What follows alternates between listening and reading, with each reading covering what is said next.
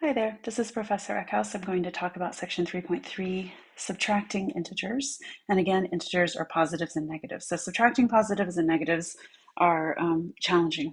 And I'm going to try to give you some tricks. So I'm going to start first by explaining that there are lots of examples in this section. So many, it's crazy. And there's lots of examples of the modeling that I'm going to only show a couple of. So please do use the book if you're confused at all. All right, so modeling integer subtraction with color counters, like we did with adding, is a little different if you have different signs, but if you have the same sign, it's very straightforward. So we're going to model having 5, positive 5, minus positive 3. In other words, take away 3. Okay, so I'm going to have 5 and take away 3. So all you do there is you go, okay, I'm just going to take those away, and I'm left with 2. So the answer is 2. Right? All right, now this is similar because they're all negative, right? So I start with negative 5. Okay, so this is my negative 5 here. And I take away, that's what the minus is, take away a negative 3. So I'm taking away 1, 2, 3 negatives, and I'm left with this, which is negative 2. All right, so we're going to look at different ways to think about this, but this is the visual of what's going on. Now, how do you take a positive away from a negative? Because that's really what's going on here. We've got negative 5 minus 3. Okay, so we're taking away a positive 3.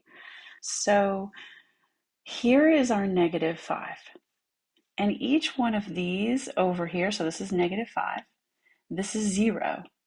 This is 0, and this is 0, right? So we've got negative 5 plus 0. All right, so that's what we're starting with. I just want you to think about that. And then let's look at what's going to happen to it. All right, so how do you take away a positive? Well, I would just take away, so this is negative 5 minus a positive 3. So take away 3 positives out of our zeros, out of our neutrals. And what are we left with?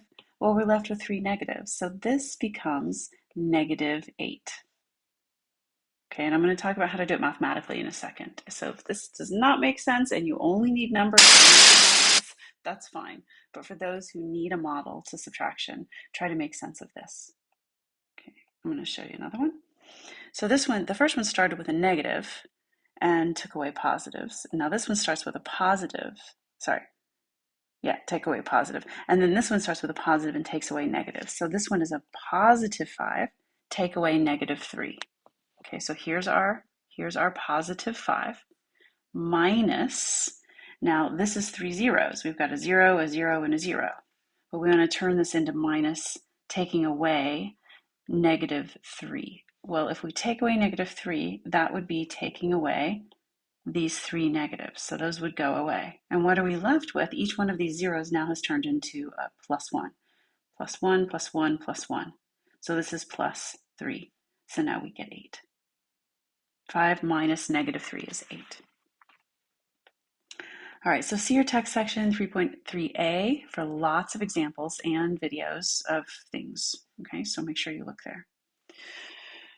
All right, simplify and evaluating expressions with integers. So let's do this mathematically without models. Let's think about it.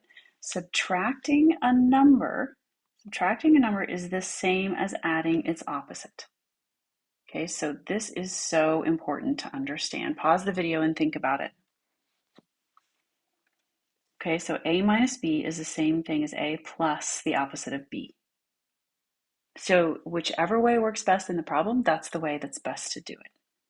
All right, so we're going to simplify expressions with integers. Let's look at the first one here. So number 1 says 9, take away the opposite of 15, right? So this means what we just saw up here. Subtracting is the same thing as adding its opposite. So let's think about that. Let's think about turning this into add the opposite. Okay, so you got to bear with me here because I'm going to say it out loud. Here we go. 9. Add the opposite of negative 15. What is the opposite of negative 15? Well, that's 15. going to change this to red. Okay, so we added the opposite. Add the opposite.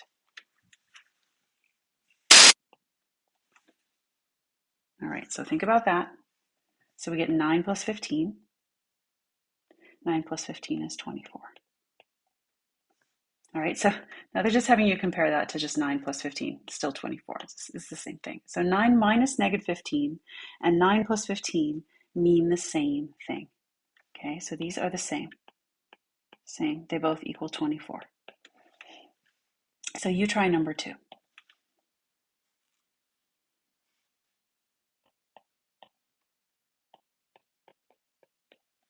So let's think this one through. So this means add the opposite. So the opposite of that. All right, so I've got negative 7. Now we have to add the opposite. What is the opposite of negative 4? Well, the opposite of negative 4 is 4. So negative 7 plus 4. Negative 7 plus 4 is negative 3. All right, let's move on. So lots of ways to think about these problems. Okay, add the opposite when we subtract a negative. In other words, when you subtract a negative, it's positive. Okay, every time you subtract a negative, it's positive. So let's look at that. We've got negative 74, add the opposite. In other words, see, come up here and see what we did. Every time we said subtract a negative, we added. Subtract a negative, we added. All right, so anytime you subtract a negative, you're going to add. And you can go back and look at that problem and see we added the opposite, okay? So negative 74, add the opposite. So minus and negative means plus. Okay, negative 74 plus 58. You can use your calculator if you need to, but I got negative 16. Right, the difference between 74 and 58, and it's negative because 74 is negative. But again, use your calculator, and you're going to do that by putting in the negative sign, not minus, right? That's not minus. So you're going to put the negative sign plus 58. You don't need the parentheses around 58. Okay, next one. So this one is order of operation because you see, as soon as you see parentheses, it's going to be order of operation.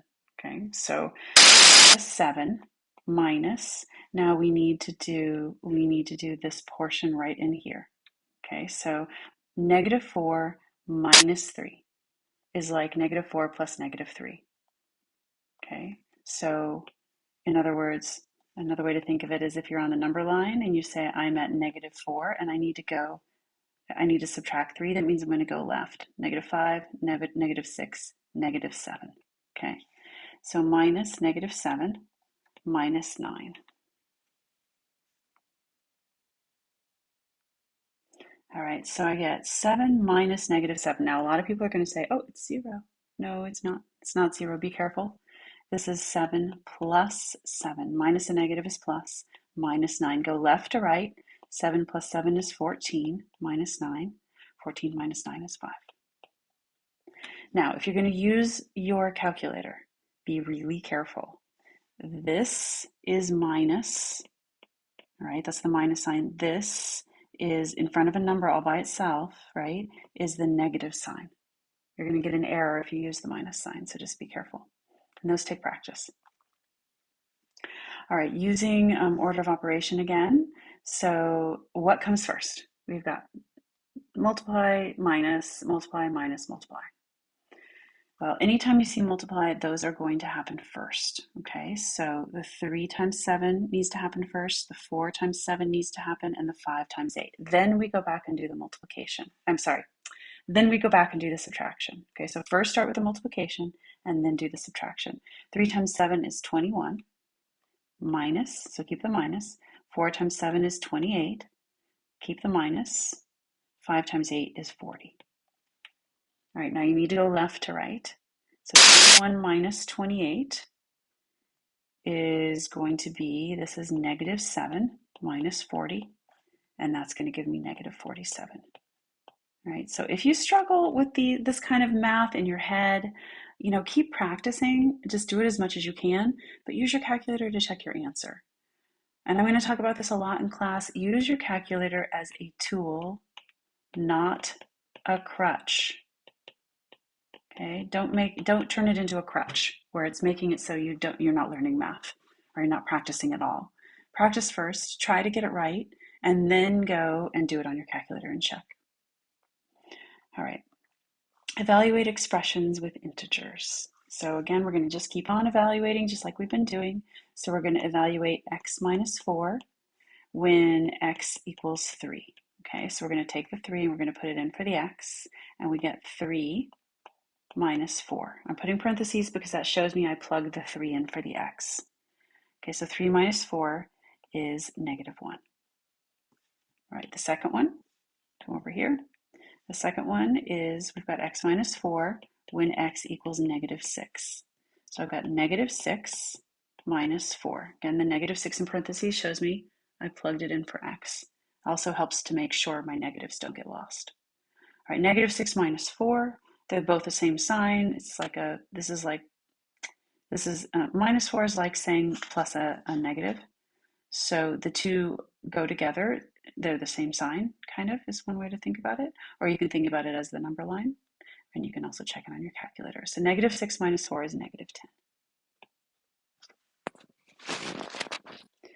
All right, example 10. You try this one without me. So pause your video and I'll see you in a moment.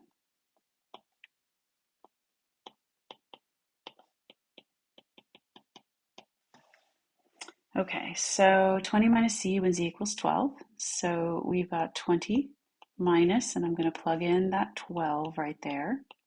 I used parentheses just in case. I didn't really need them, but it shows me I plugged in the 12 for the z. There's no negative or anything. So 20 minus 12 is just 8. All right, the second one is 20 minus z. I crossed my z's so you can tell it's not a 2. And then the z is negative 12. All right, so this time it's a negative. So we've got 20 minus, now for the z, I'm going to put in negative 12. All right, now I've got 20 minus a negative. So remember, minus a negative means plus, 20 plus 12, and I get 32.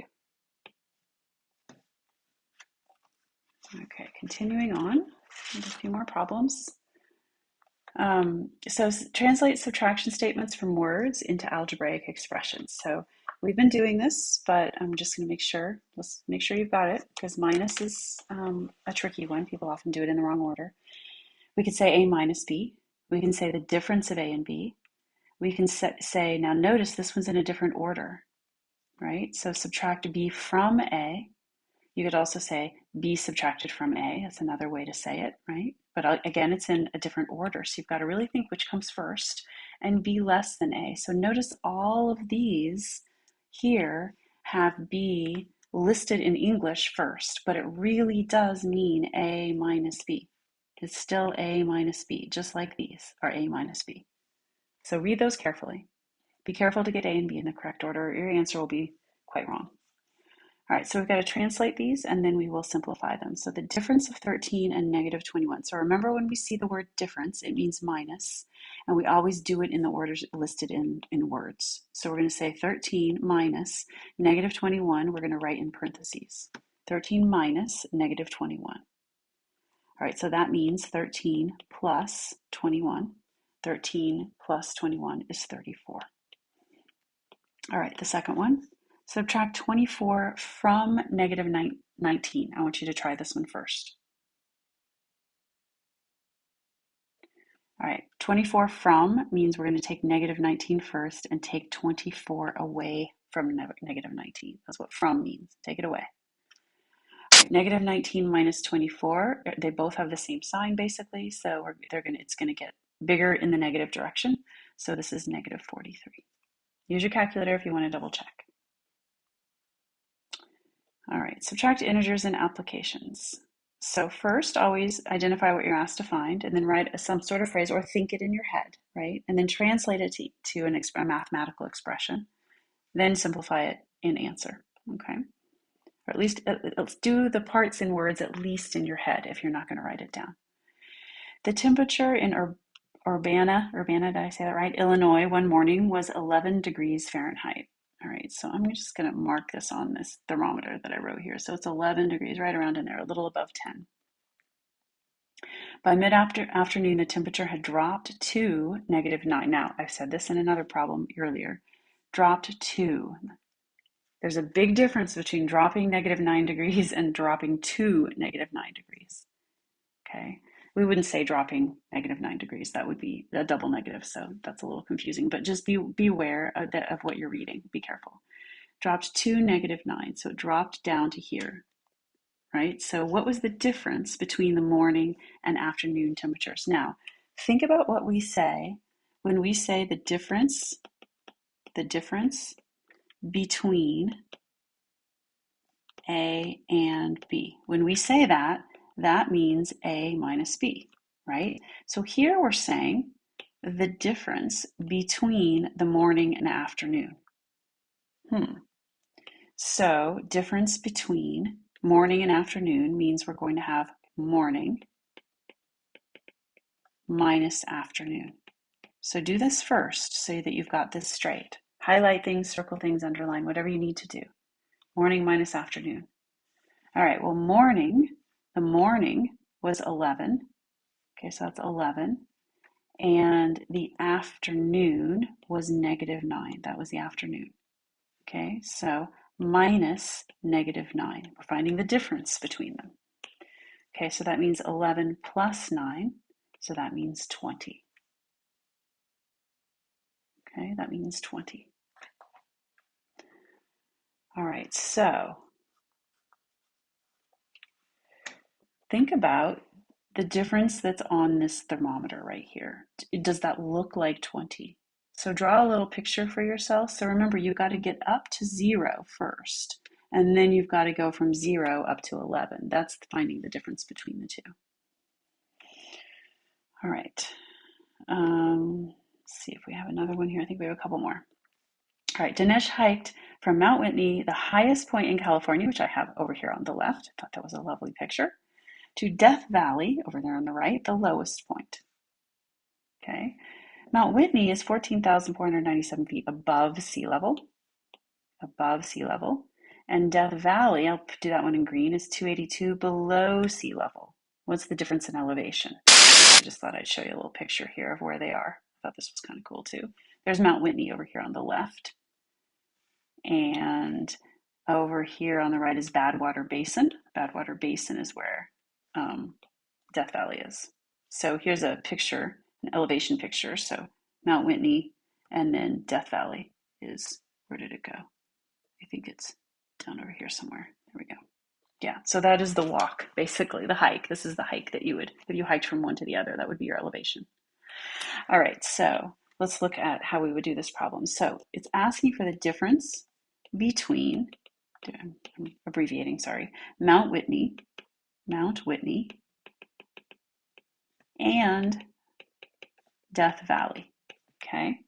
So that means that we're going to take Mount Whitney and we're going to subtract Death Valley. So Mount Whitney minus Death Valley. So Mount Whitney is 14,497.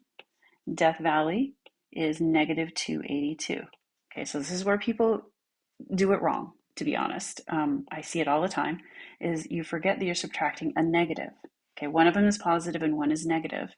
So you've got to subtract the negative, and we're going to get 14,497 minus a negative means plus 282. Now when we add those two together, we're going to get 14,779. Use the units that they talked about. It was in feet. Okay, so 14,779 feet is the difference between the altitude of the mountain and the elevation of Death Valley. All right. Example 14. This one's about money. Leslie has $25 in her checking account. She writes a check for 8. What's the balance after she writes the check? So she starts with 25 and she writes a check for 8. Okay, so 25 minus 8, or 25 plus -8, however you want to think of it.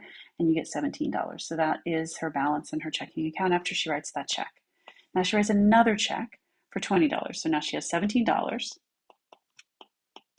and she writes another check for $20. What's the new balance? Well, the new balance, 17 minus 20, is -3, -$3. So she is overdrawn. That's what we call that. I don't know if you've heard that word before, but she is overdrawn. And probably will end up with a bunch of fees, which sucks. So don't do that. Leslie's friend told her that she had lost a check for $10 that Leslie had written to her, and she never cashed it, right? She wants her to write another one. She hasn't done it yet. She shouldn't, because she's going to overdraw again. So as it turns out, she's not overdrawn because there was $10 that was never cashed.